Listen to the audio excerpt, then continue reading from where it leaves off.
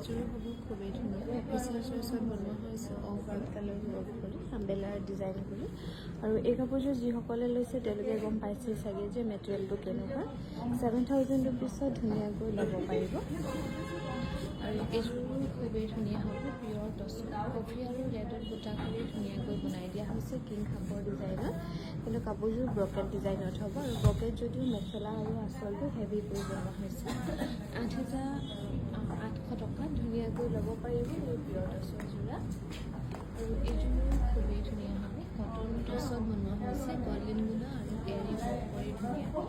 টচ কটনৰ হ'ব মেখেলাখন থাকিব এনেকৈ আৰু চাদৰৰ ছাইড পটি এনেকৈ থাকিব 4,200 টকাত ধুনীয়াকৈ ল'ব পাৰিব আৰু এইযোৰো খুবেই ধুনীয়া হ'ব কটন টচৰ যোৰা এইযোৰ আপোনালোকে ল'ব পাৰিব 4,200 ৰুপিছত চাদৰৰ ছাইড পটি এনেকৈ কৰা থাকিব লগতে মেখেলাখন হ'ব এখন 4,200 টকাত ধুনীয়াকৈ ল'ব পাৰিব